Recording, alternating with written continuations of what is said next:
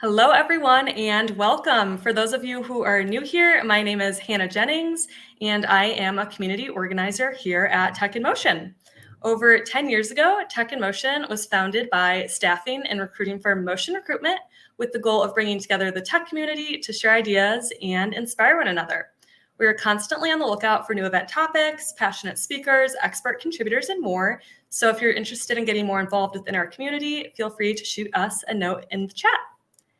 Today, we are thrilled to have you all here with us for our second annual Startups to Watch pitch off. Today, you'll hear pitches from 6 startup founders who are disrupting the tech marketplace with their innovative products. So here's how it'll all work. Each founder will have just 5 minutes to pitch their startup, followed by 5 minutes of Q&A from our expert panel of judges.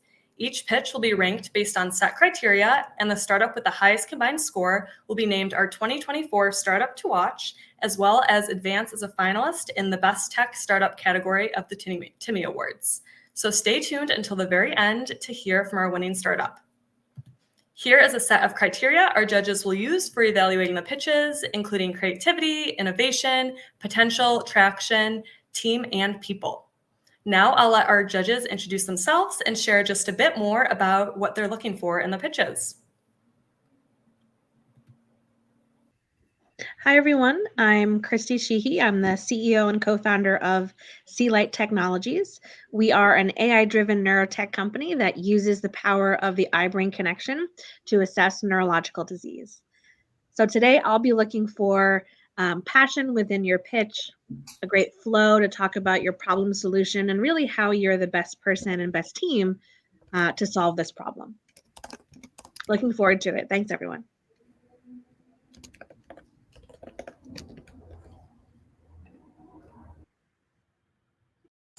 Hey guys, you've Ben Novak here. I am a venture capital attorney by training, currently a partner at a large international law firm called Morgan Lewis. I've practiced law for about 15 years representing startups and investors in startups. Separate and apart from the full-time law practice, I've personally been an active angel investor a little over a decade now, member of a couple different investment groups, my primary one being Delaware Crossing Investor Group. I primarily invest in seed stage tech companies based on the East Coast. And I also serve on a number of boards of advisors and boards of directors like the Angel Capital Association and the Angel Investor Foundation. Like with all pitches, the first 4 things that I'm looking at are team, product, traction, and terms. So excited to meet you all. Stoked to be with you. Cheers. Hello, my name is Moran. I'm joining you now from New York, where I'm based, originally from Israel. I've been part of the tech industry for a while now. Actually started as a journalist covering the industry and then as an entrepreneur. Started my company back home in Israel, moved to Silicon Valley and sold it, went to Harvard Business School, and then moved to become a full-time investor through my family office and through a venture firm called 7i that stand for 7 Industries. I've been investing in the spectrum of deep technologies and what I describe as boring technologies, everything that is enterprise-facing with companies like Palantir, Adapar, Oculus, and many others. And what I'm looking for, first and foremost, is the focus on the human being, focus on an amazing team that is able to have a bold vision and show us how they can actually stand by that vision. Good luck. Hey everyone, I'm Debjani. I'm a product lead at Stripe, which is a payments and financial services company with the mission to grow the GDP of the internet. I currently lead the risk ecosystem PM team. We're responsible for expanding financial access for all users while protecting the broader digital economy. Prior to this, I built Stripe's global selling business, which was about helping businesses of all sizes to sell cross-border and cross-currencies. And before that, I spent several years at Microsoft building products for enterprises and educational institutions globally. As a product person, the thing I am really interested in is how well do you understand your target user's needs, how innovative is your solution towards that need, and what kind of market traction are you showing towards product market fit? I'm really excited to be here and look forward to the pitches. Awesome. Well, thank you so much to all of our judges for being here today. Now that you've gotten to know our judges and a little bit about what they're looking for, let's meet our startups. Today, you'll hear from Indy App, Strautamind, Doula, IntelliGuards, Startup Wars, and SAM. Feel free to drop any questions you have for them in the chat, and our participants can interact and answer those following their pitch. Now that we're all set on the flow of our pitch off, let's hop into our first pitch from CEO at Doula, Grant Holden. Grant, I will let you take it away from here. Cool. Thanks, Hannah. Hey, everyone. I'm going to share my screen really quick.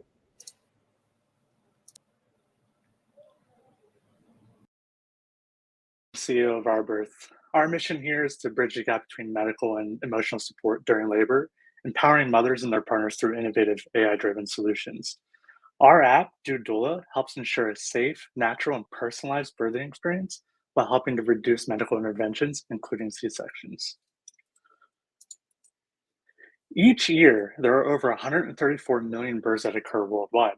Of those, 90% of them include a medically unnecessary intervention, such as a labor induction via the use of Pitocin, forceps extraction, and C-section. When we dig a little bit deeper, we find that astonishingly, more than 50% of women report having an unsatisfactory birthing experience, and 32% of all births in the US end in C-section. In fact, this is such a problem that the US government has an initiative to reduce the C-section rate in America to under 26%. As of today, though, that goal has yet to be met. So let's talk a little bit more about why this is a problem. Earlier, I mentioned that 90% of births include some sort of medically unnecessary intervention, right? Well, have you ever heard of the intervention cascade? So if you look here, you can see that interventions can happen quickly and unpredictably, leading to serious scenarios, creating a poor birthing experience and increasing the risk of major events like C-section and hemorrhages.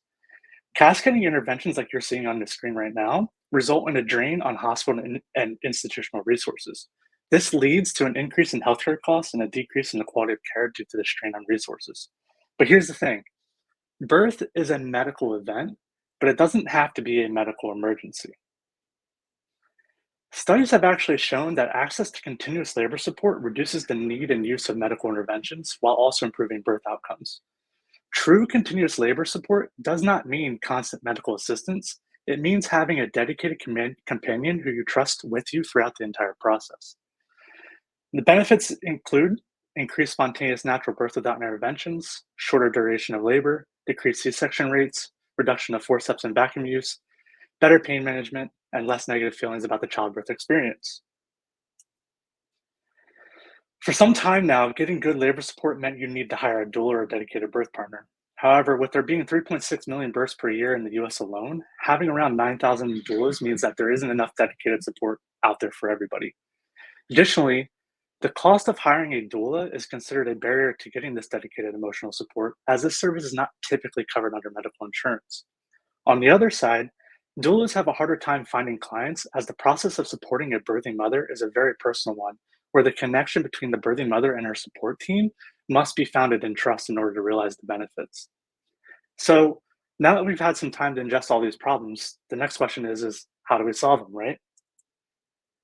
So Doula helps solve all the problems that we spoke about earlier by leveraging the untapped potential of the people closest to the birthing mother, such as their spouse or significant other. With Doula, anyone, anywhere, and anytime can become that dedicated companion, ensuring fewer interventions and empowering births. Doula puts all the tools you need to support the birthing mother in one place, and it includes a market-first labor mode, which guides the laboring mother and birthing partner through each stage and scenario of labor. Labor mode gives you tasks to complete that ensure the laboring woman is getting the continuous support she needs, while also providing tools, information, and organization for all aspects of childbirth. With a global addressable market of 563 million and a global serviceable market of 351 million, we believe that the market is primed and ready for Doula to make its mark. We're on a mission to improve the way birthing is done across the globe, and that means getting Doula to as many people as possible. Let's talk a little bit about our timeline so far. Development for Doula started in August of 2023 after we created an MVP that we used successfully for the birth of our second child. Just 1 month later, Doula was released to the iOS and Android app stores. We've spent all of our time since then improving the app and creating plans for the future. We're happy to say that we reached 1,000 downloads in January of 2024. Today, we're focusing on our attention on building out plans for the future, and in 2025, we have plans to enhance labor mode by adding in plans to add health metrics to the app. Smart devices like smartwatches. I think you have to think your camera is on. Sorry? Okay, I disabled my video. Sorry. Set music. We're going to add in health metrics from smart devices like smartwatches, blood pressure monitors, and blood oxygen monitors. In 2026 and beyond, we plan to create a platform for medical professionals such as doulas and midwives to leverage doulas to support their clients remotely. We also plan to add in postpartum mode, which will be valuable assisting with pressure moments after the baby is born. After that, we'll be focusing on integrating with existing electronic health record systems and implementing Doula and its platform functionality into the workflow of hospitals and birthing centers. We're currently looking to raise $2 million to ignite our growth path. So if you find any of what we're doing interesting, please feel free to reach out to me, as I'd love to tell you more. Access to continuous labor support should be available to everyone, and we're determined to fundamentally change the way birthing is done for the better. Join us on our quest to change the future of pregnancy. Thank you for your time.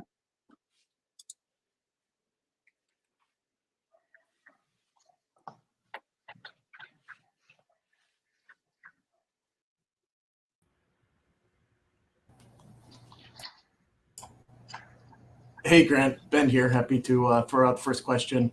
Can you talk a little bit more about your pricing model? So how do you make money? Is this a subscription-based app or a freemium model or something else?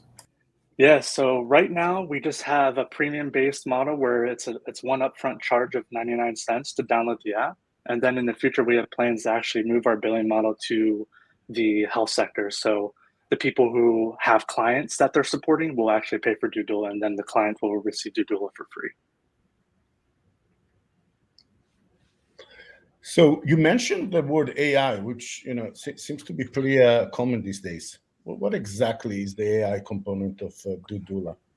Yeah, so for labor mode, what we did is we trained an AI to give us information about the labor process and the things that happen inside labor. So we used the AI model to basically just inform what should be happening and at what time. So for an example, inside the app, if you hit labor mode, every once in a while, it's going to say, hey, have the laboring woman go to the bathroom. Why don't we get her a drink? Let's get her some water. Let's get some food in her. So we used AI to understand what should be in there, along with medical professionals who gave us feedback. Later on down the road, we're planning on adding in an AI feature that allows you to just chat like the same way that you would with ChatGPT, except it would be providing you information that is pertinent to your current situation. Hi, Grant. Christy here. Could you tell me a little bit more about your go-to-market strategy and then potentially how you plan on integrating into the hospital or healthcare systems? Yeah, so what we want to do is we want to enable the transfer of basically electronically the health record information. So things like heart rate, blood pressure, blood oxygen, we want to be able to capture that information, but then allow the person who's supporting the laboring woman to have that information remotely. So the idea is they have a platform that they can also access, see everything. And what we're actually intending to do with that information is prevent people from going into the hospital too early or calling up somebody and like wasting time, anything like that. But also it helps people stay where they're at, stay where they're most comfortable, and they get the support in a real-time manner. Grant, hey. My question is on your target user. Who do you think is like the key user of your product, and at what time during pregnancy is it kind of most useful, and how are you testing that out? Yeah, right now it's primarily the partner or spouse to the laboring woman. And in the future, what we're planning on having is our user base be expanded into medical professionals like doulas and midwives. So I mentioned partner or birthing partner in the slide because we believe that actually it doesn't necessarily matter who it is to you. It matters that the laboring woman trusts that person, right? So what we're looking for is like, it can be grandma, it can be best friend, it can be husband, wife, spouse, partner, anybody it wants to be, as long as they're there and there's a level of trust there. So you said that there's about 90% of pregnancies in America that require some sort of medical intervention, which means that I assume there's some large dollar amount associated with that. Who's taking care of most of this amount, and how can you actually capture that market opportunity, either to the HMOs or hospitals or any other way, where you create real value by reducing that number? Yeah, typically that cost is associated with the hospital bill at the end of the day or the birthing center bill. So it's usually wrapped up in one. Insurance will cover most of it, honestly. But the idea is once we get integrated with existing medical solutions or existing healthcare facilities, what we'll actually be doing is keeping people out of the patient rooms for longer, which will ultimately save them money. It doesn't necessarily reduce the cost of performing the medical intervention because we can't really control how much insurance is billing for that. But what we can control is how often it actually happens. I had a quick question on your AI. So you talked about the app really learning on AI and then having clinicians coming in to check. What are you currently doing to potentially prevent any sort of bias that could be existing in AI and really being able to use the clinician as the true north of what it's learning? Yeah, right now we have a team of 5 clinicians that include a doctor, midwives, and doulas that are all monitoring what's happening and how we're actually displaying the information. But what we've kind of done is said everything that is here is a suggestion, and we're still wanting you to work with your own dedicated medical professional team. That way you can call on them and say, hey, I have this information, it looks accurate, but I just want to confirm with you. And then you still have a plan, you still have everything there, you still have all the team. It's just more about if you can get some information to make you feel a little bit more confident, maybe, then you can go into that scenario, A, more confidently, but B, you won't have to actually worry so much. Like, you won't have to use that resource as much. So hope that answers your question anyway. All right. I think that's all the time we have for questions. Thank you so much, Grant, for your pitch, and to our judges for your thoughtful questions. We are going to move straight into our next pitch from Abby Neidem, founder of SAM. So Abby, come on up and start your pitch whenever you're ready. Okay, thank you so much. Just get this up.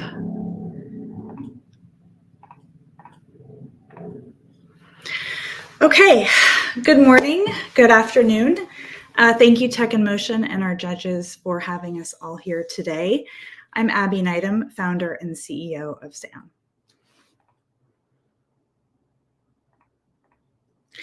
This is Rachel. Rachel is going through a terrible divorce.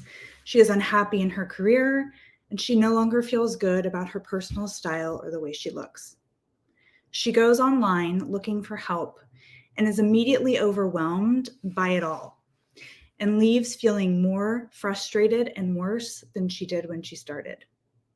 This is why I created SAM, for women like Rachel, because we never just have one thing going on, and it always comes all at once. Things cascade, and suddenly we are stuck. We need a team of support to help us through these times.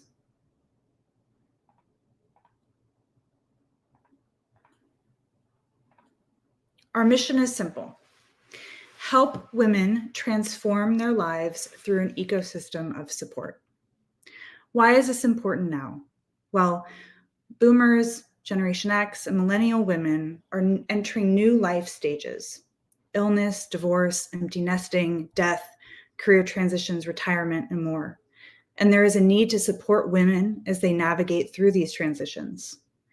And as women increasingly take on more responsibility for caring for their aging parents, the demand for support is and will be greater than ever.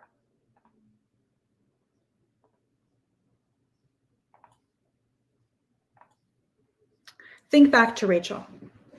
There is so much noise, offering all types of helpful services and leaving her to navigate through it all. Finding the right guidance and support can often feel like searching for a needle in a haystack. It is challenging to discern true value. I know, because I've been there. There is lack of cohesion and personalization in current offerings, making it difficult for women to find the support they need all in one place. Areas of support are all fragmented, and this is why I created SAM. Women need a seamless, curated human experience that provides them with the help they need and want, all in one elevated experience. So, how does SAM work? A 3-part solution. A dedicated real person concierge. I know it's crazy to think about a real person here, but a real person concierge assigned to each client based on age, geography, and culture. Private sessions, one-to-one sessions with your team, who is curated based on what you need and want. And these are professional, licensed coaches and advisors. And a community platform, the place where clients can go and connect with peers and others who are going through the same thing as them. There are no trolls here.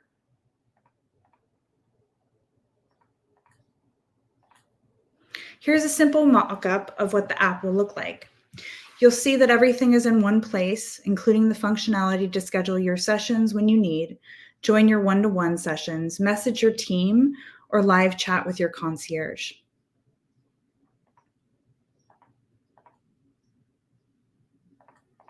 Okay, so since we're a technical audience, I can get a little bit into the weeds here. SAM also functions as a market aggregator, as I'm sure you've figured out. We bring together the supply of professionals to the demand, or with the demand, who are women in search of curated, hand-selected coaches and advisors, all wrapped up within a premium experience. So, who is SAM's market? SAM is for, and that photo's not loading, there should be another photo there. So we have 2 markets, we have B2B and we have B2C. So B2C, we have SAM as for women between the ages of 35 and 65 with a household income of over $300,000 a year who seek coaches' advice and support as they navigate life's in between stages and beyond. And then B2B, SAM is for coaches, consultants, or advisors like life coaches, career coaches, image consultants, financial advisors, relationship coaches, wellness coaches, and of course, more.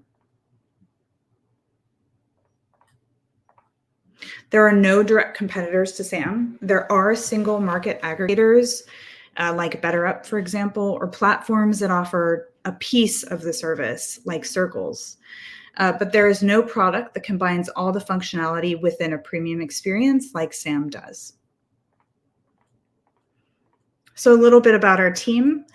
I am the founder and CEO. I'm currently a solopreneur. I'm in the process of looking for a technical co-founder. So if you know of anyone, my last role was at the White House for the Biden administration. Prior to that, I was designing and delivering products and services for people living in low middle income countries for about 10 years. But I'm far from alone in this. I co-created SAM and the model with over 30 people from both the supply and the demand side. I have a large network of support from past colleagues, friends, and family who are brilliant in their own right. And so where are we? Here's where we are. Right now, I've launched and I'm offering a private beta for clients as I continue to validate the model. This excludes any tech. I am seeking pre-seed funding of $500,000 to get the tech MVP up and running. Hopefully this summer. That's the goal. And that's SAM. Thank you so much. And remember, always toward better.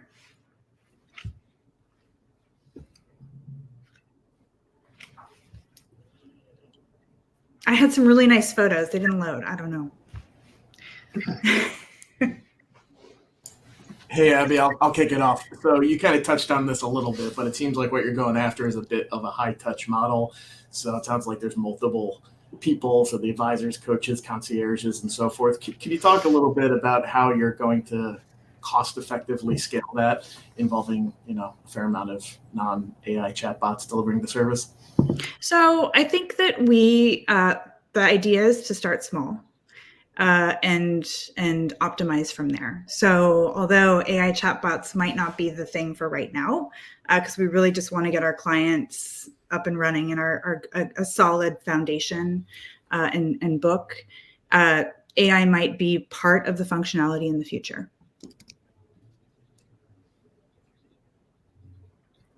Abby, I'm curious about the private beta you mentioned. How are you filling in the supply side for the private beta? It's a great question. So basically, it's based on what people need, based on what the clients need. So we're starting with the demand. We're starting with the need first. So our first few clients have listed what they need, and I've been finding the supply to match them with. And that's hopefully how we're going to continue to grow and just continue to build our book. Okay, that makes sense. And I had a follow-up question. You had like a really detailed kind of user segmentation on either side. Like you even had the kind of income of your clients stated there. I'm curious how you went about gaining confidence that that is the right kind of demographic to target. It's a great question. I did a lot of user research and co-creation with folks. And so I talked to all different types of people, and I came up with that target based on what I heard. And also from my own personal experience and from people who I in my personal network who would use this product. And that is the target that's, the 35 to 65 and the income level. Also, I did some research into who has the income, who has the expendable income to spend on products and services such as this, like Sam, and that's where we landed.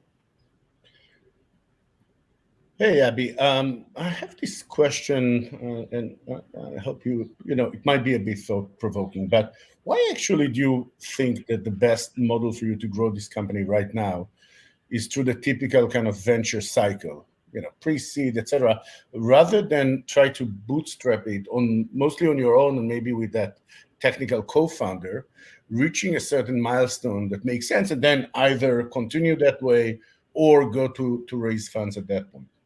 So that's what I'm doing. I am bootstrapping. I'm dual pathing it rather. So I've launched, right? I'm getting clients. I'm finding all of the supply to build our book, while I look for funding for kind of the MVP and additional things that we need to get this business really off the ground. Because I have a full-time job, so I'm doing this. I'm hustling on the side, right? Which I love. But it's a great question, and I am dual tracking it. And we'll see what comes first. I mean, my hope is that we have a really great traction and things move quickly, and I can go to people with that, which will help. So what do you still do full time? What do I still do full time? I'm still an advisor, an innovation advisor. Hi, Abby. Christy here. I know we're coming at the end of time here. So kind of focusing in again on that entry market of the 300,000. How many individuals within that market are there currently in the US? And then from that 2 million, is there a focus for the coaching? Is it really going to start out with a particular segment? I fear that if it's very broad, getting in, someone that's an entrepreneur versus someone that wants divorce versus someone that wants, something else, it can be difficult to really hit that target market well. Do you have any sort of plan in terms of areas you'd like to focus on and then expand into? It's a great question. Right now, no, but I do think that I need more clients to figure out and to really identify what those kind of key themes are. I'd say divorce and aging or parental care for aging parents have been the top two that have really risen to the top, obviously because of our aging boomer populations, and just midlife for millennials and Gen X. But it's a great question. But as of right now, we're kind of just casting. I say we. There's no we. It's me. I'm sure you're used to that. But I'm casting a wide net just to kind of see what comes back, and then we can continue to refine from there. Great question. Thanks. All right. Thank you to our judges for those questions, and Abby for your awesome pitch. We loved learning more about Sam. We're going to move on to our next startup. Our third pitch of today is Sebastian Gear, CEO and founder of Indy app. So Sebastian, come on up, share your screen, and let's hear your pitch. All right, fantastic. Hey, everybody. Hey, Maureen. Didn't expect seeing you here today. All right, let's go here. 1 second, guys. Pitch May. All right, can everyone see my screen? Can you guys see my screen? Just want to confirm that it's up and live. Okay, great. Hi, everybody. I'm Sebastian, co-founder and CEO at Indy. And tonight, we're going to share with you the one-stop software for empowering freelancers to monetize and accelerate their cash flow. So let's start with a super swift demo. Freelancing is a mess. I got to find clients, send invoices, keep track of files, try not to lose my mind, create contracts.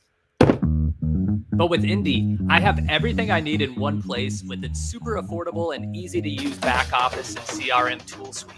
Now I can generate new leads with intake forms, create winning proposals with custom packages to attract clients, secure the agreements with legally vetted contracts, break down large projects into smaller tasks, manage, chat, and collaborate with clients through portals, track my hours automatically with just a click, upload, store, and share files, and wrap up a project with simple yet powerful invoicing.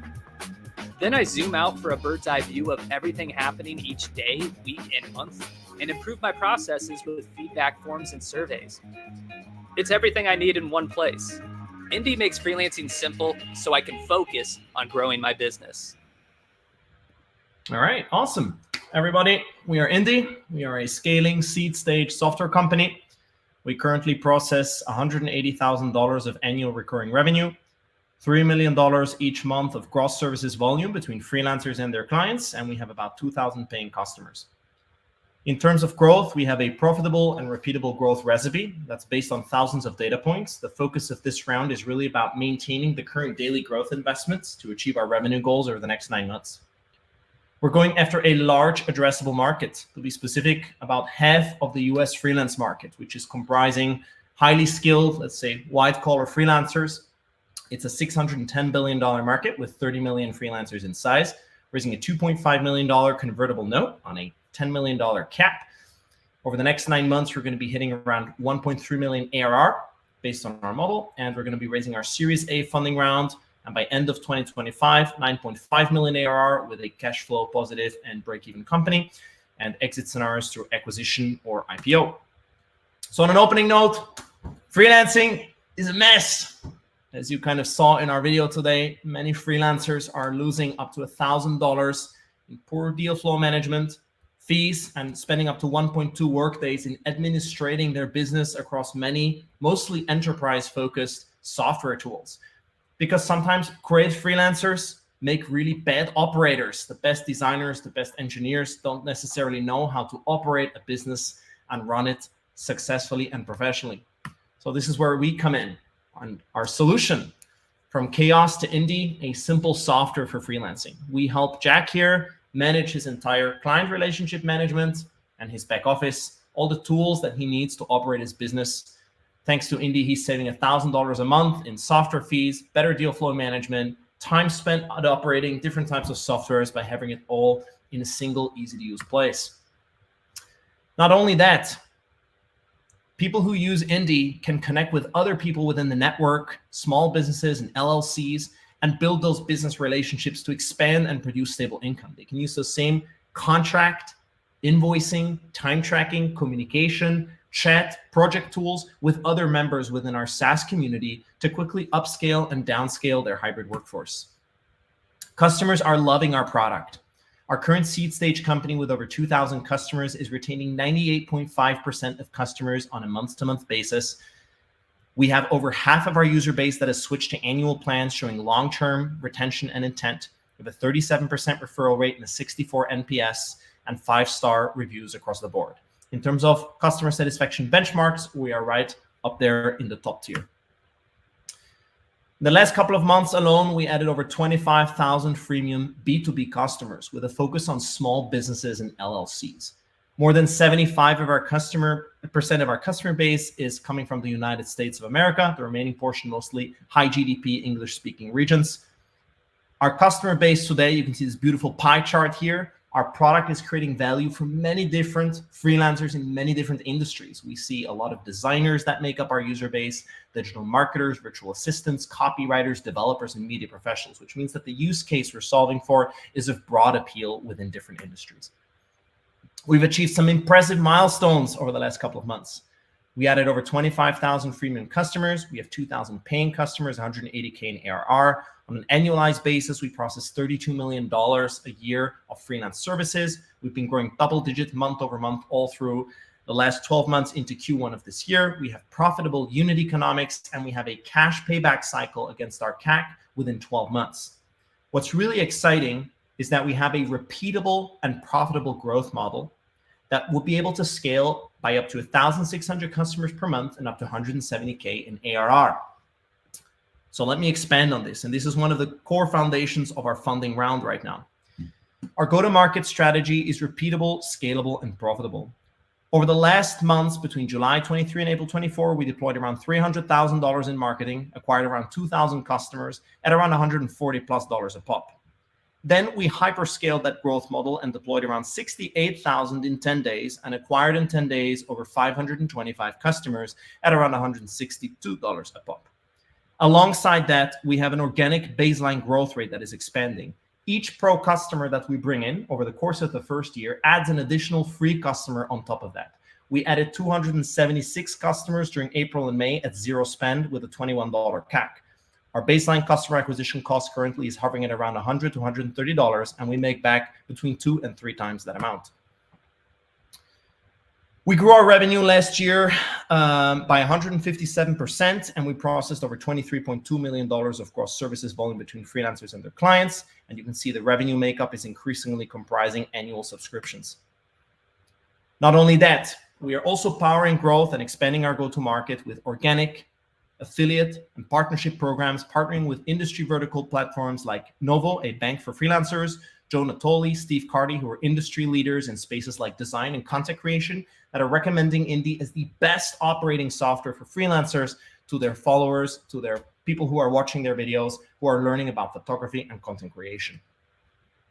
Our business model is straight to the point. It's a freemium SaaS business model. We acquire customers. We charge $12 a month or $144 a year on a monthly basis, $108 a year for the annual plan. Our CAC, again, is between $100 to $130, so we earn that back within the first year. In addition to that, we are also going to be monetizing on credit card transactions. As I brought up, it's $3 million a month of transactions that are running.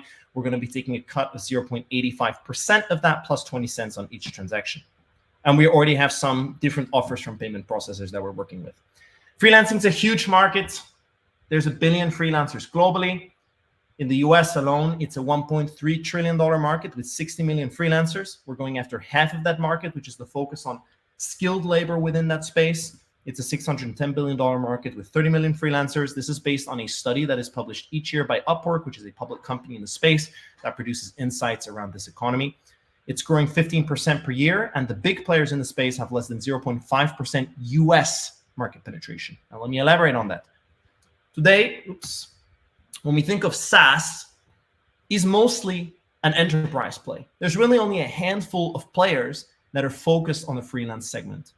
And when we think of the big ones in the space, Upwork and Fiverr, I'd like to stress that A, they are marketplaces. They're heavily focused on the recruitment portion of the deal.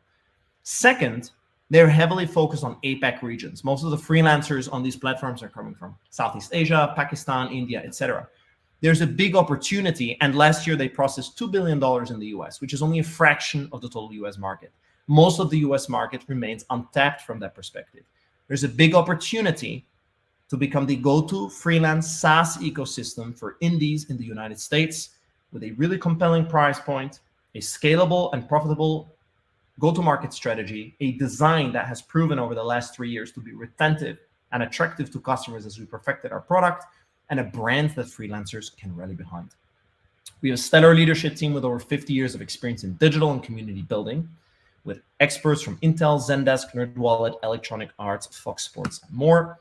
The deal we're presenting today is a $2.5 million convertible note seed round with a 20% discount, $10 million cap, 2-year maturity, 6% interest rate. 1.6 million of that round are going straight into revenue growth based on our scaling model. We're going to grow from 2,000 to 11,000 paying customers, from 30 million to 130 in gross services volume, and from 180K of ARR to 1.35 million of ARR. The remaining 900K are going to be invested into product development with a focus on AI, taxes, and CRM tools.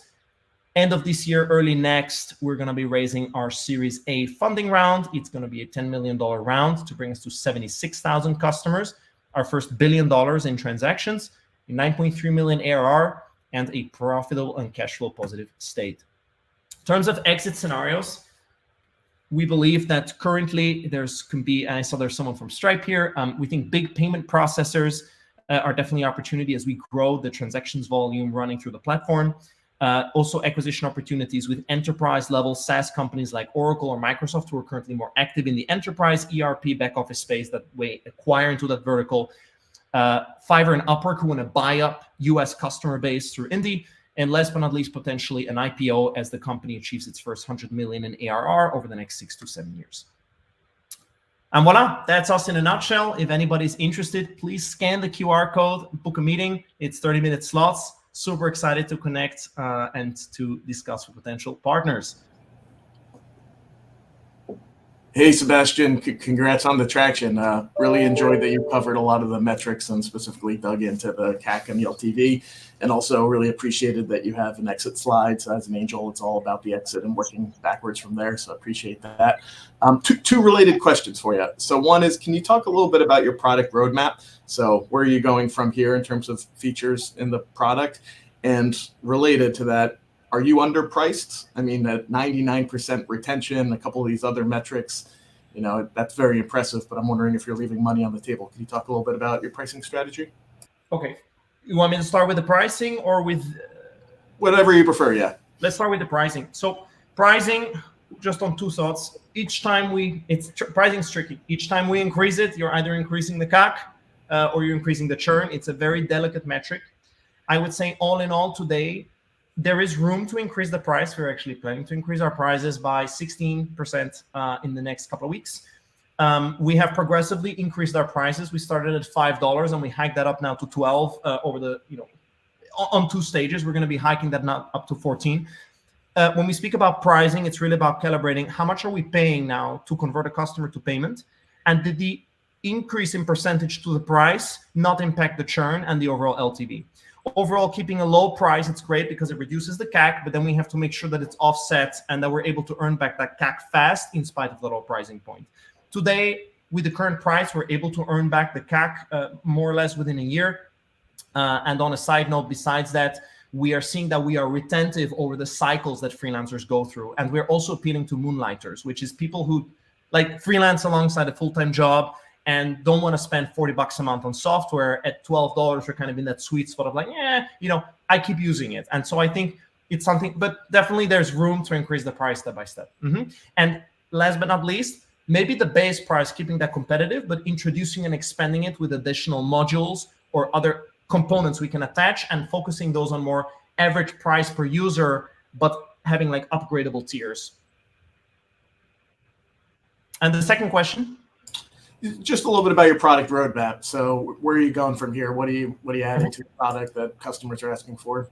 So I think there's a huge opportunity within Indy to expand in the fintech space. We're collecting a lot of information about business transactions and what's happening between the clients. I think there's a whole back area opportunity to expand within what do freelancers do after they make money. I think there's a huge area of expansion to keep optimizing in our CRM and then working with AI to produce a meta layer that accelerates, let's say, less clicks to value creation through the product.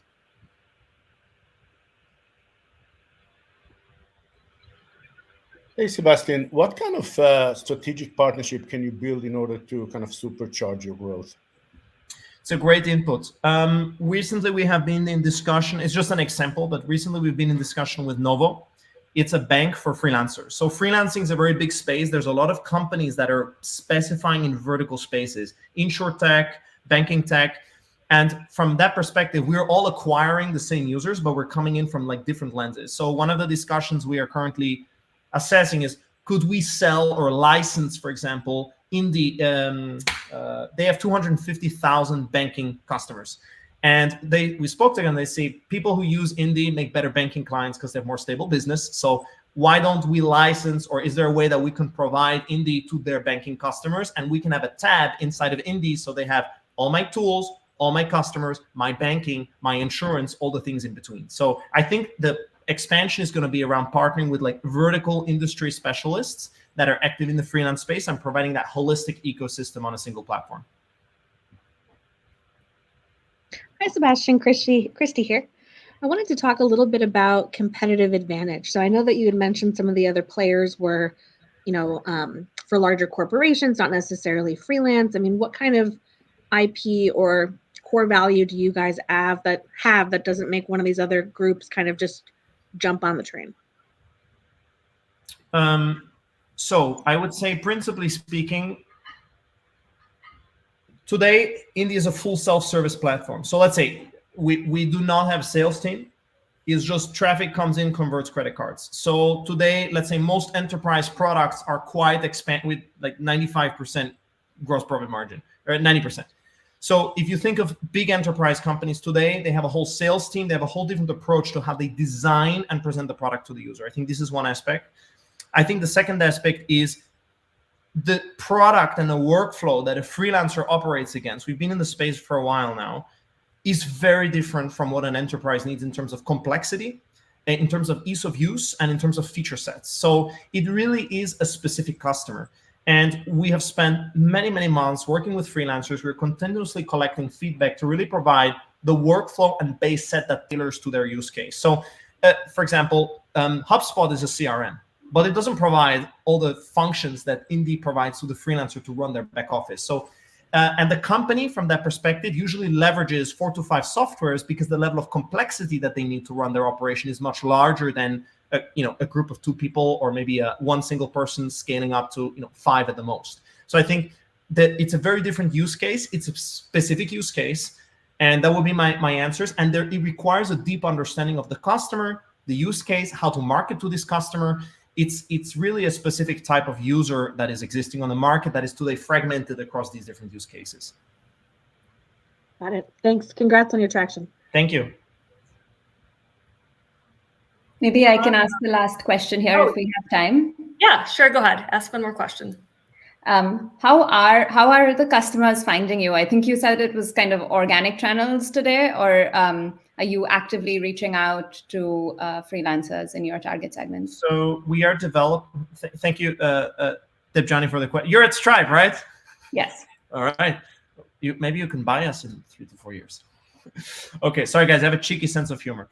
But so presently, in terms of go-to-market, we are building out both organic channels, but also scalable paid channels.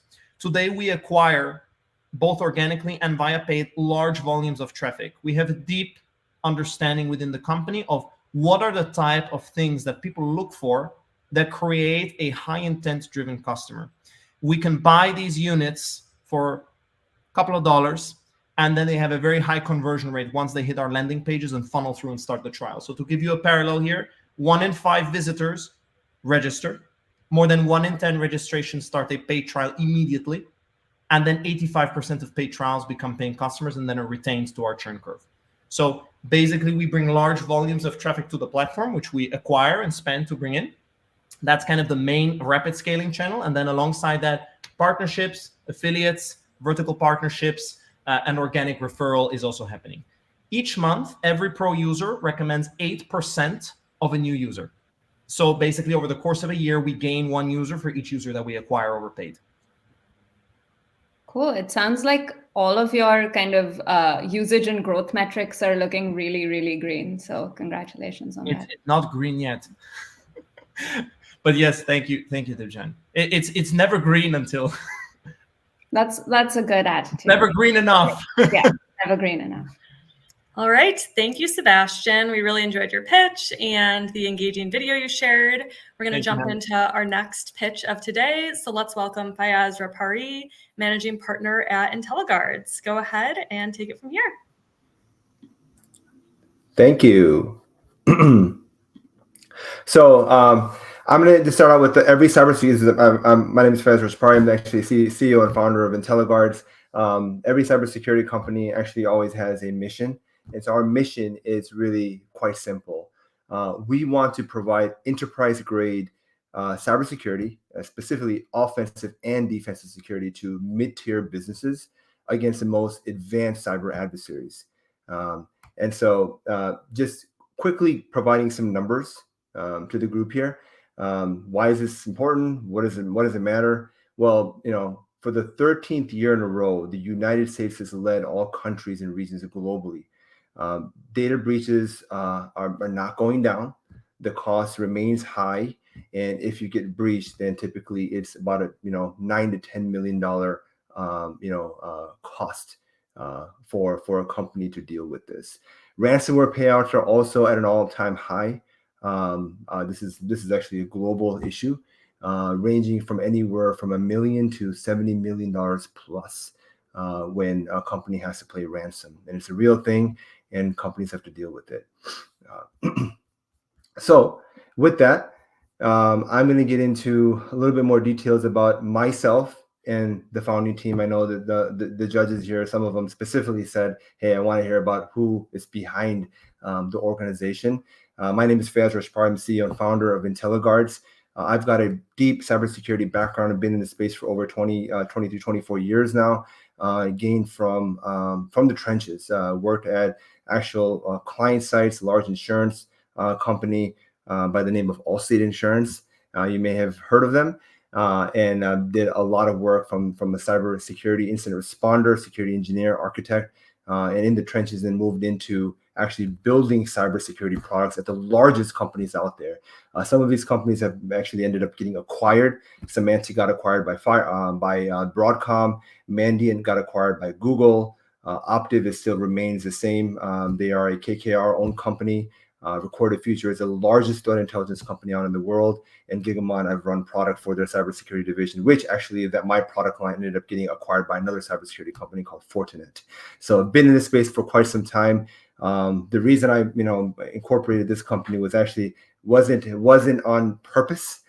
It was actually I backed into it through a client need, and actually it was a client need from a large Fortune 100 that actually had a ransomware attack, and then we came in, or I was called on to actually help them remediate once the ransomware payout was done, come in and actually build their entire security operations team, which is really how this thing started, and it just kind of grew legs and grew on its own. And now we're at a point where we're looking for more funding, and also just push forward into the marketplace.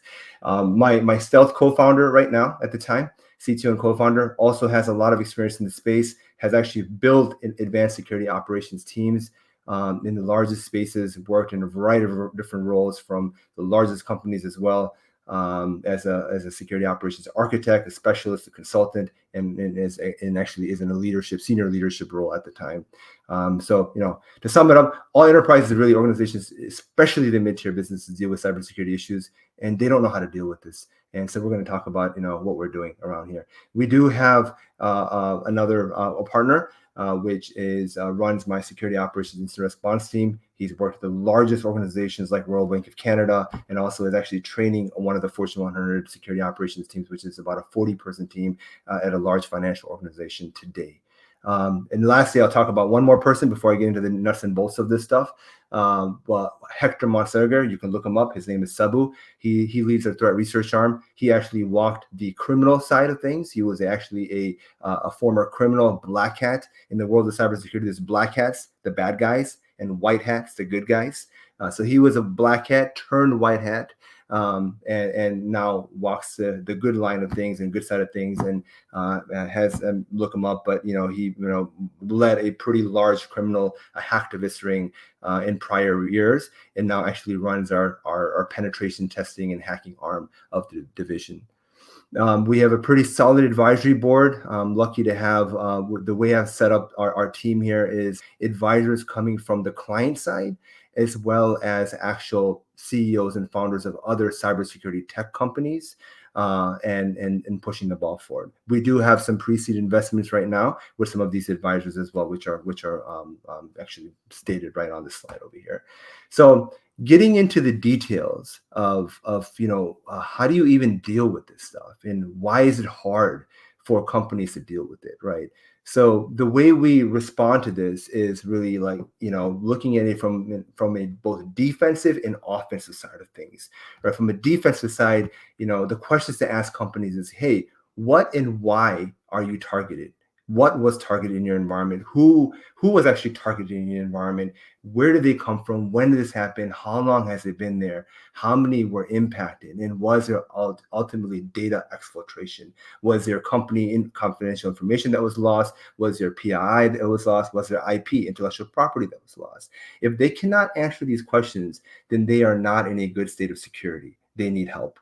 On the offensive side of things, right, what are bad guys, or what are even white hats looking for? Well, they're looking for vulnerabilities. They're looking for open source intelligence about the company to figure out how to hack in.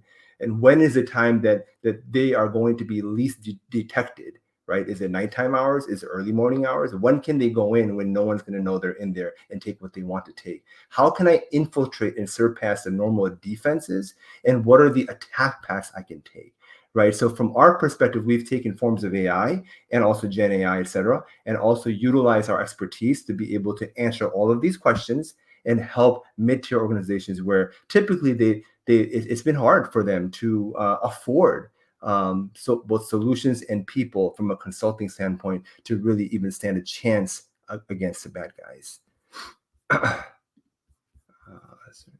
So what the way we built this was really, it was, like I said, client need, and we have the people, right? We know that, and we've been proven. We have security analysts, threat hunters, architects, consultants, and then on the offensive red team side, we've also built a good team of pen testers, red teamers, security researchers, and app security, AppSec professionals. Moving into the market landscape is very, very large. There is a $3.3 billion target addressable market for the managed detection response space, which is purely, think of it as, if I'm going to use an analogy, I'll use a ring of the physical security world, where you have Ring security monitoring cameras in your houses. Think of MDR as the ring of cybersecurity, right? And that's what we do. We provide monitoring and response services. And in addition to that, when you add in the threat intelligence component of it and the pen testing, that's how we differentiate. No one else is doing out there in the market, and we really need to take a slice of this, which is our target. Is we want to get to 100 million ARR. There's small players, there's large players, there's the other players. Personally, I know a lot of the founders of these smaller and larger companies out there, and we're better. So from a defensive and offensive side of security operations, a little bit more detailed around how we do this. We have automated alert analysis enriched with AI, moving into other indicator extraction, moving into then the red team operations. I think, are we at time? Yeah, I think so. Oh, okay. All right. Okay. So yeah. So then I'll stop then right there. I wanted to go through some timeline and IntelliGuards timeline and roadmap, but I'll stop for questions.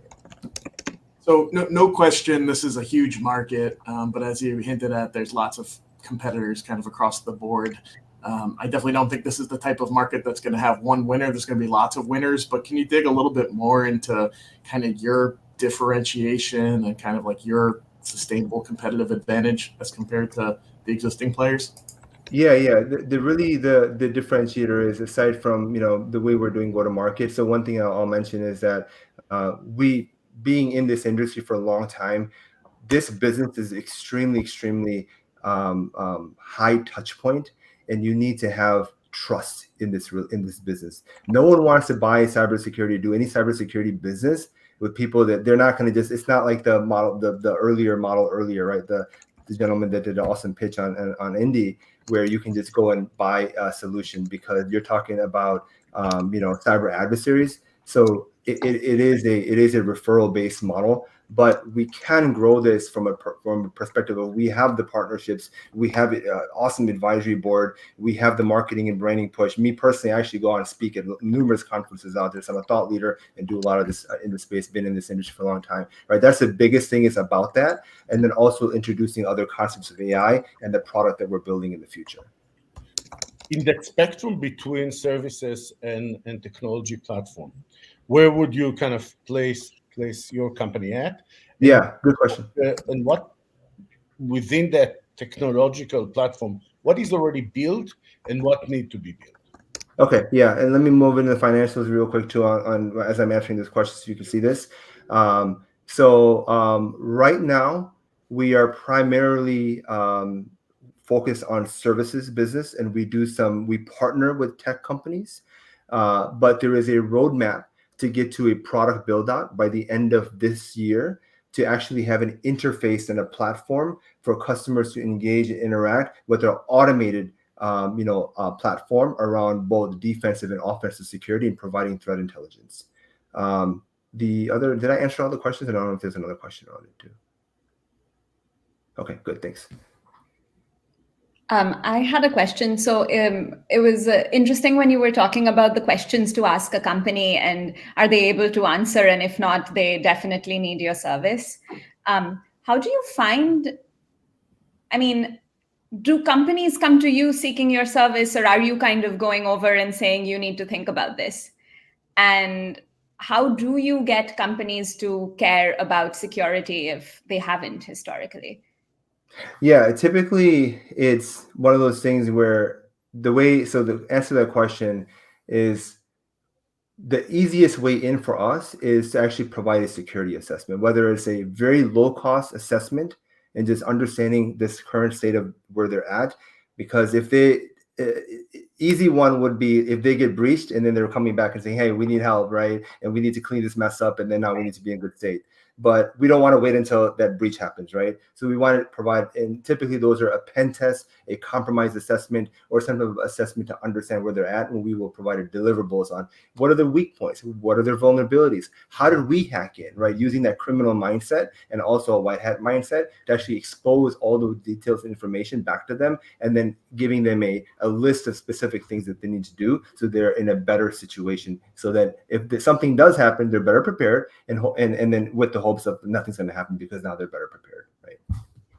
Got it. And then who in an organization are you selling to? Typically, we're selling to the chief information security officer, the CISO, or their boss, who could be the CIO or sometimes chief CTO or CEO. Quick question from me, just knowing that cybersecurity generally has a lot of compliance and regulatory hurdles to go through, what is your process or outlook for kind of hitting those milestones?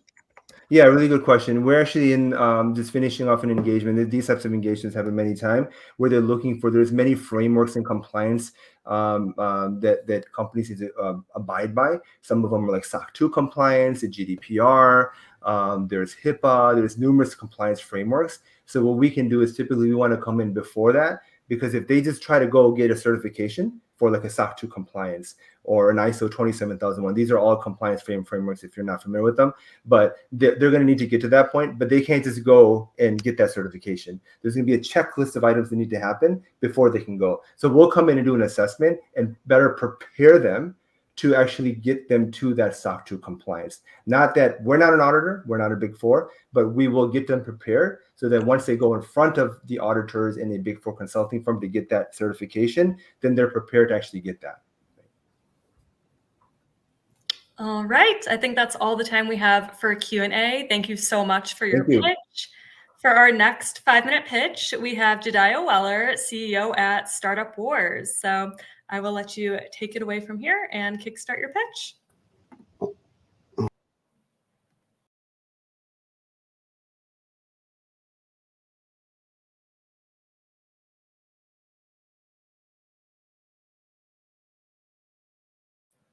Oh, you're still muted. Oh, I hit the button twice. Okay. Now can you hear me and see my screen? Perfect. All right. Hey, everyone. So it's nice to be here. My name is Jediah Weller. I'm the founder of Startup Wars, and we are a simulation platform for entrepreneurship education. So let's talk about entrepreneurship for a second. Everyone here, right, whether you're a judge, whether you're a presenter, right, or an audience member, we are all part of this entrepreneurial ecosystem, okay, the startup ecosystem. And we are not alone. right? There's 582 million entrepreneurs worldwide, and every year, millions of college students come into the college market and they say, I want to be a startup founder. I want to be just like you. I want to learn how to create a business and how to run my own venture, right? But there is a problem. What's the best way to teach entrepreneurship? What's the best way to teach it? Right? If you've started your own venture, you probably are thinking, well, the best way to learn it is to do it. And you're absolutely right. But what's the best way to teach it? Imagine this. Your son or daughter is going into college and they say, I want to be an entrepreneur. I want to learn how to start a nail salon or a services company or a restaurant. And they go into their business class or their entrepreneurship class and they look to learn about this industry and how to do it. And the instructors will try their best. They will give them textbooks. I don't know if you guys can see me still on screen, but here's an actual entrepreneurship textbook, a real one used in class. They'll give them case studies. They'll bring in speakers, who will share their experiences. And it's all great for learning the fundamentals of business, but it's not the same as actually running your own company, right? And that is the problem that we are solving, right? In entrepreneurship education specifically, unlike every other industry, there is a huge gap between theory and practice, which means that as your instructor is teaching something, you can't just go and do it. You have to wait either until the class is over, like after the semester, or many times after your entire college career, 2 or 4 years later. And that's a huge time gap between the theory and the practice. In every other discipline, whether it's mathematics, art, engineering, etc. Right? If you're an engineer, you go to the lab afterwards. If you're an art student, you just go home and you'll apply what the teacher has taught you. Right? If you're a mathematician, you go home and you solve the problem. But you can't just go home and create a restaurant the same day. Right? And so that is a problem. And we know that learning entrepreneurship requires experience. So over the past 3 years, we've collaborated with over 26 instructors and students from over 30 instructors and students from 26 universities and 5,000 students. And we've come up with a solution for this problem, right? Thanks in large part to their help. So introducing Startup Wars. So Startup Wars is the only simulation platform where we actually put students in the seat of the founder. They go through, they make all the decisions like they would in real life. They hire, they fire, they review resumes, they create marketing campaigns, they review their finances, they run their actual business in context, and they can fail in context, but they can fail safely, right? And that's very important. Now, in our simulation, we actually allow students to select simulations and business models that apply to their personal background, which gives them a really personalized learning journey, right? And over the past 3 years, we've created, 4 different simulations that are live today, and we're releasing about 1 new simulation every 3 months, which is really cool. All right, now let's talk about some traction. So we first launched just a little bit ago. Actually, we first launched in September of last year, our full version. And in our first 6 months, we had 33 paying customers, almost 2,000 paying students, and about $74,000 in sales. And what we found is that, and by the way, I should mention that in the past 4 weeks alone, we've added 20 new customers, and we've had 10 of those be actual high schools. So it's been growing really, really awesome. Now, what we found is that on average, students will purchase about $21 worth of simulations. And this is an important metric because when we're selling these simulations, we sell them at a business model of about $15 per simulation. It's almost a freemium approach. But what we found is that if we add on additional simulations, additional types of content, right? We get instructors to engage, and we get their students to engage, and they want to purchase more. They find value in the simulations, and they say, okay, I want to learn about more types of business. So it's been really successful so far. Now, in phase 1, which is where we're in right now, we're targeting higher education and K through 12, which is where we're selling our simulations. And there's about 254 million students worldwide. About 47% plan to be entrepreneurs. So it's a pretty decent sized market, but it's not a huge market. And that's what leads us into phase 3, which is the ultimate goal of Startup Wars. So I said that we are e-learning platform. And that means that we are actually not focused on the simulation specifically. We're focused on the ability to create simulations, right? So we are allowing instructors to actually create their own simulations and sell them like a marketplace. Imagine Coursera meets Roblox. If you're familiar with Coursera, it's an online e-learning platform. If you're familiar with Roblox, it's a platform for creation of games, right? That can then be sold and monetized by individual contributors. Now, our team, we have a very a successful and established team. We are product design specialists, specifically in consumer products, and I think that's one of the reasons why the company has gone so well at StartWars so far. And for myself, I'm an experienced founder. It's not my first rodeo. I've built over 100 tech products with a team, and we've reached over 20 million users. And I speak worldwide about entrepreneurship and technology. That's my focus. So, ladies and gentlemen, that is StartWars. Thank you for the opportunity to present. Can you talk a little bit about exit? Like who buys this company and why? Sure, yeah. So we anticipate 2 different types of exit. I'm just going to zoom my screen so I can see you guys. So on the first phase, when we talk about education, higher education, K through 12 and college, the publishing market is where we're going to do an exit there. In general, I don't know if you know anything about the ed tech space, but in general, you have like publishers like Pearson, McGraw-Hill, etc., right? And they encourage their instructors to publish through them, right? And what you'll find is that every instructor is competing to write the same type of textbooks, and there's no really differentiation in them. Okay, now also textbook sales have been going down and down and down over the years. Okay, and e-learning has been going up and up and up. It grows about 10% annually. And it's currently estimated about a $92 billion, industry. So phase 1 is going to be, publishers, more traditional publishers in the academic space, and then phase 2 would be to sell to like a Coursera or Udemy or a U2, because we would be essentially the entrepreneurship e-learning platform, which they don't have those capabilities because we're focused on experiential learning. All they have is the ability to add quizzes and like videos to their platform. Every platform that's out there right now is basically the same in that regard. Yeah, answer your question? Okay, cool, perfect. Hey, Jedediah, so this is an interesting idea, UGC for education.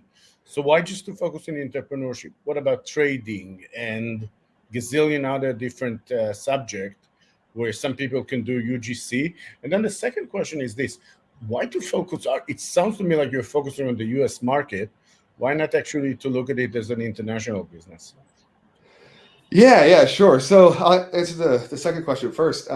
So we're focused on the US market specifically just because our content right now is hyper-focused on the US market. However, those paying customers that I just mentioned, they include about, 6 or 7 international customers who said, we don't really care if it's US specific content, we want to purchase it anyway.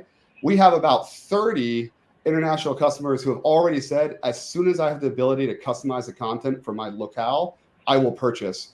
And we haven't even started advertising out there, right? So to give you an example, when you start a business in StartWars, you can choose your city. We actually pull the real US Census data, the cost of living index, the demographics, everything about that city. And it affects everything that they do in the gameplay, just like it would in real life. So we have all US cities right now. And what we're working on, we're releasing this year actually, is going to allow the instructors to actually add their own cities, which would automatically affect the gameplay. And what was the first part of the question? I apologize. UGC, why just focus on entrepreneurship? What about trading and any other kind of education, practical education, UGC?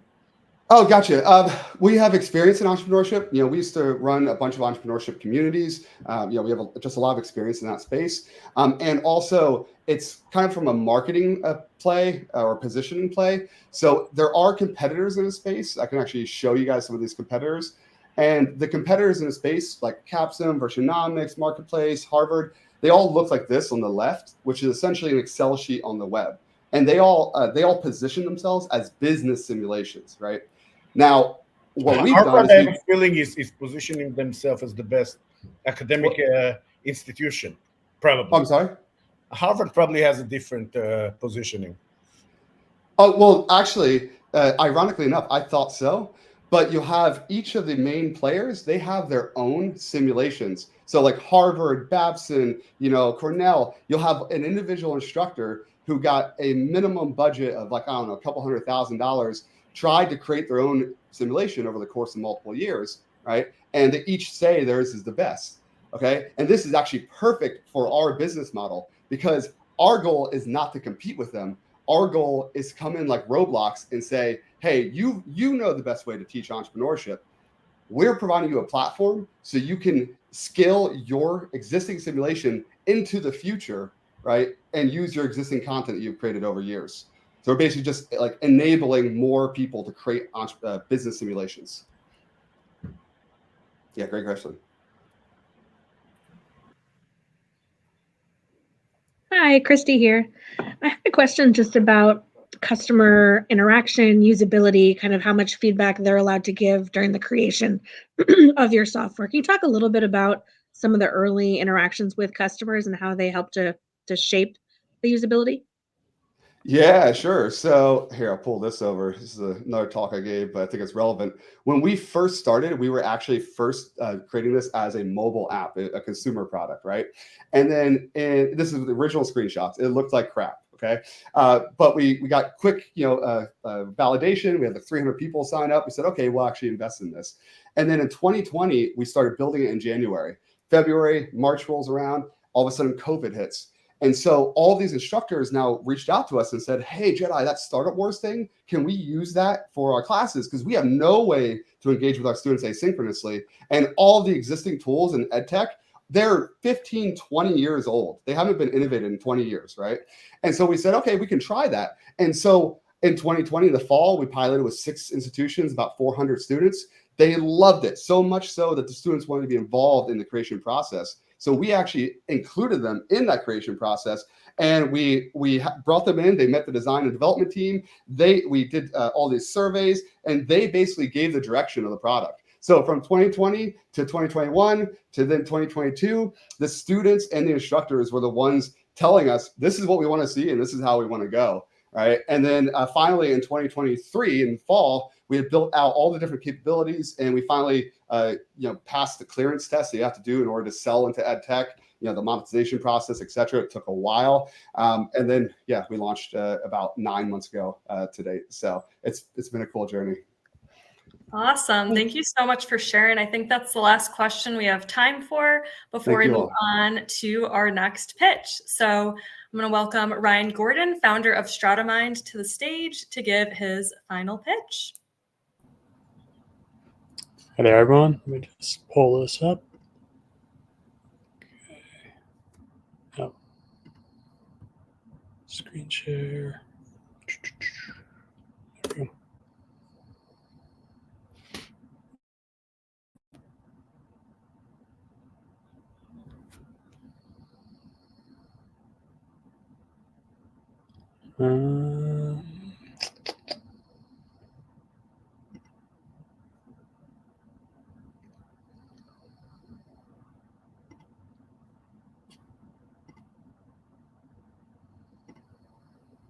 Sorry about that. Don't know what's going on here.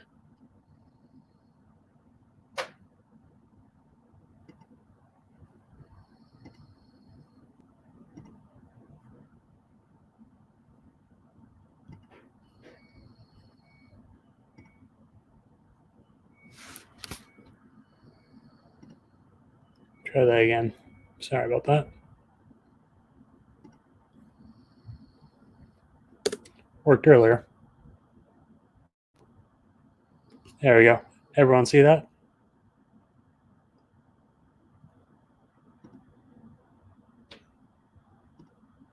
Okay. So we're building the future of market intelligence. What we're talking about here is utilizing large language models to capture a lot of the information that's out there on social media and forums, unstructured data, things like that, to get better clarity about signals around particular markets. That's what large language models allow us to do. The problem right now is that there is no way to take this vast explosion of information out there and actually understand what is happening in terms of sentiment and what the direction of certain markets are going to be based on that.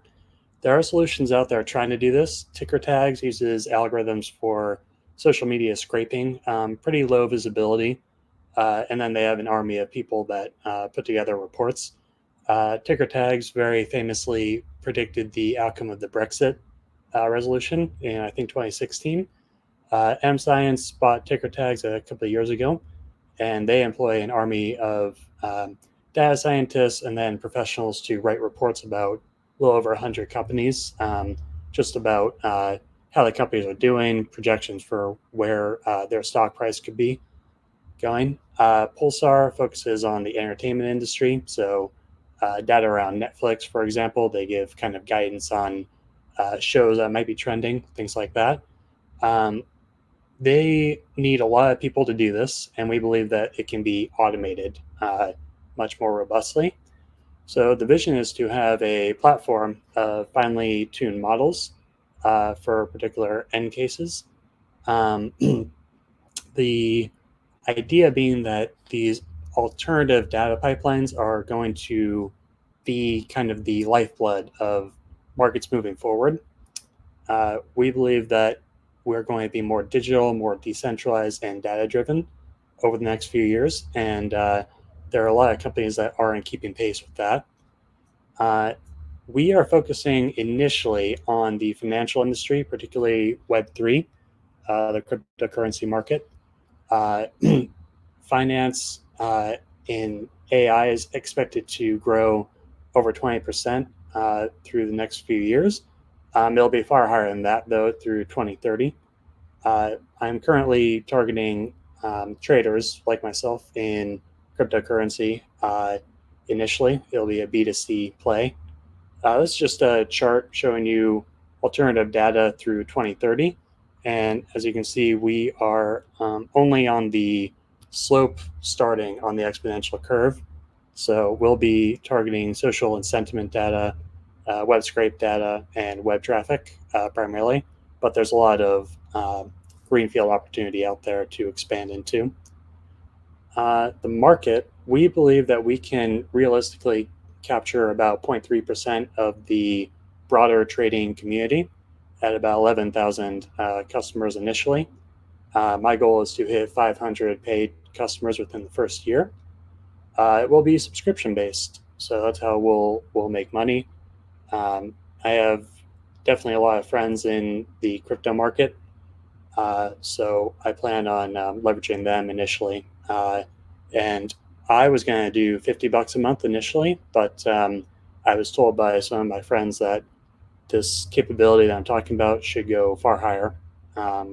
So I increased that just today. Establishing strong presence in crypto communities is how we're going to find our initial users. I've been talking to a lot of traders and getting some feedback on what they would want in a product that like the one I'm talking about. One of them is an influencer with several thousand followers, so we're talking about a partnership there. And then over time integrating with other platforms.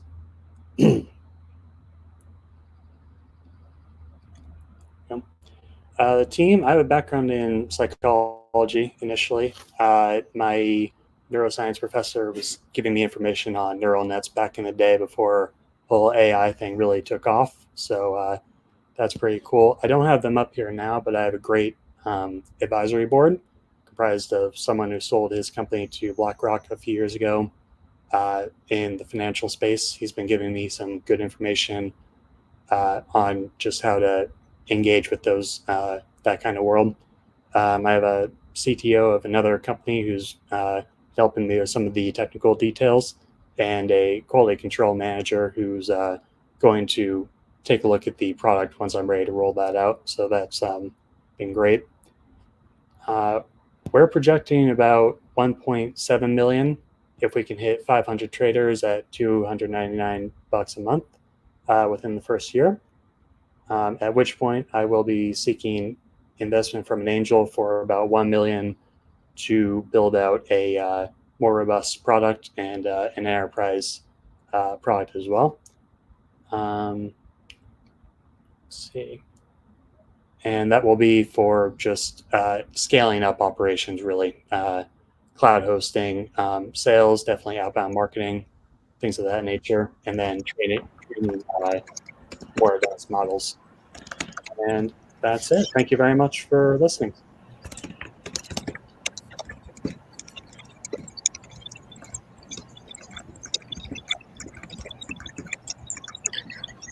So first, let me give you this compliment that it's good that you have a pretty clear roadmap where you start, first generating revenues, and only then you'll go to the market. Why did you decide that 500 traders is the right number? I wanted to keep expectations kind of low for myself initially. I think I can do far better than that. Ultimately, 11,000 is probably low penetration out of the 13 million estimated. When do you think you'll reach the 500 mark? Sorry, what was that? When do you think you'll reach the 500 traders mark? I think we can probably hit that within 4 months. Yeah, that's good. I think they can go pretty rapidly once we launch here. Yeah. The product is almost ready to go. I've still got a little bit of debugging, but yeah, we're making progress on that. Yeah. Can you talk a little bit about that? So do you need the $1 million to launch the product, or do you plan to launch the product and then raise the $1 million? I think I can probably launch it on my own without needing that initially. I was originally going to raise the funds to build a very good product, but I realized, maybe bootstrapping in the beginning is the way to go, because people don't like that you don't have a product, actually out there generating revenue yet. So I've kind of tweaked that a bit. Yeah. Yeah. Can you talk a little bit about your product market fit? I know one of the things on here that you said would be helpful would be ideas on product direction. What are you hearing from your customers right now? A lot of them are very excited about this kind of thing. They're always looking for a little bit more of an edge, to help them out. I believe that this kind of product could be a new class of leading indicator. So beyond just technical tools, you're looking at social sentiment, which is a very new kind of market domain, because cryptocurrencies don't have fundamentals to them. They're kind of narrative driven. So that's essentially the insight that I'm operating with here. And backtest data shows that it's bearing that out as being true, that you can actually predict where things are going based on engagement. So, yeah. Thanks. Thank you. Appreciate that. Okay, if we have no other questions, that is a wrap on our pitch off for today. So I'll allow the judges to take a moment to submit their final scores before we announce the winner. While they're doing that, I'm happy to share a bit more about some upcoming events we have. So coming up on June 13th, we have our Emerging Data and AI Trends panel, and that will be held in Atlanta, but live streamed as well to our virtual audience, so anyone can tune in. Additionally, we are hosting a fireside chat all around balancing technical innovation and environmental responsibility on June 25th. If either of those topics interest you, be sure to follow us along on social and check out our website to save your spot. Now I am going to welcome back to the stage our judges to announce our 2024 Startup to Watch. So it's only fitting that we have Christy announce our winner, given that Sealight Technologies was our winner of our 2022 Startup Pitch Off to Watch. So Christy, I would love to welcome you to the stage to announce our winner. Hi, everyone. Congratulations on such great pitches today. I am honored today to announce that the Tech in Motion's 2024 Startup to Watch is Indy App. So congratulations to Indy App. Great pitch today, and great pitch to all the other competitors. Today was a really fun pitch off to watch. All right. Congrats to Indy App on an awesome pitch and being named our 2024 Startup to Watch. A huge thank you to all of our judges and participating startups, and thank you to everyone who tuned in. We will see you next time.